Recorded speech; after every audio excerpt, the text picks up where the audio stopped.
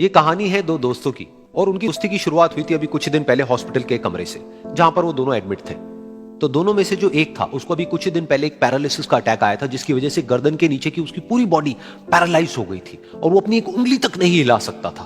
और पूरे दिन जो भी नर्स उसके पास में आती वो उसको एक ही बात कहता कि मुझे कोई ऐसा इंजेक्शन दे दो जिससे कि मैं मर जाऊं, अब मैं और जीना नहीं चाहता, ऐसी जिंदगी का मैं क्या करूं। तो उसका जो दोस्त था उस कमरे में, क्योंकि वो चल फिर सकता था, तो रोज सुबह और रोज शाम को उस कमरे में खिड़की थी, उसके पास में जाकर के खड़ा हो जाता और अपने दोस्त को बताता कि उस खिड़की के बाहर क्या चल रहा है। बिल्कुल नीला आसमान है, सफेद बादल है, हल्की हल्की हवा चल रही है और कुछ पंछी उड़ रहे हैं। एक बहुत ही सुंदर बीच है जहां पर कुछ बच्चे मिट्टी के घरौंदे बना रहे हैं। कुछ लोग हैं जो वहां पर बैठे हुए बस समुद्र की लहरों को देख रहे हैं। कुछ लोग जॉगिंग कर रहे हैं, कोई एक्सरसाइज कर रहा है, कोई पतंग उड़ा रहा है। वहां पर एक आइसक्रीम की स्टॉल है जहां पर कुछ लोग आकर के आइसक्रीम खा रहे हैं। और सनसेट के टाइम पे जो पानी है वो पूरा गोल्डन हो जाता है और चमकने लगता है।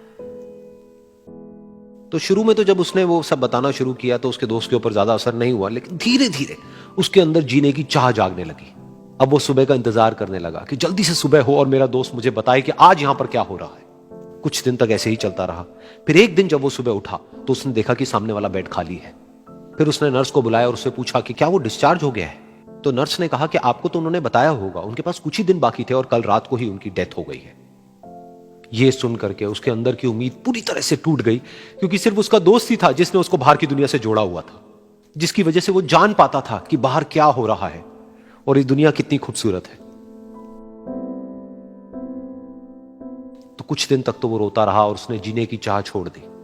लेकिन दूसरी ही तरफ से उसके अंदर कहीं ना कहीं एक नई चाह पैदा हुई कि काश मरने से पहले एक बार मैं खुद अपनी आंखों से देखूं इस खिड़की के बाहर कि दुनिया कैसी है।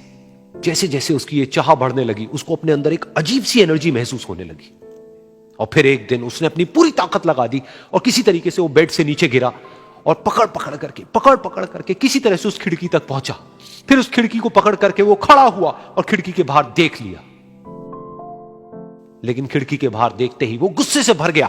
उसने जोर से नर्स को आवाज लगाई और जैसे ही नर्स आई उसने नर्स से पूछा, ये तुमने क्या किया, ये खिड़की के बाहर काली दीवार क्यों खड़ी कर दी। तो नर्स को समझ नहीं आया वो क्या बोल रहा है और वो बोली कि मुझे 5 साल हो गए हैं यहां पर, जब से मैं आई हूं तब से तो ये काली दीवार यहां पर है। तब जाकर के उसको समझ आया कि उसका वो दोस्त उससे झूठ बोल रहा था।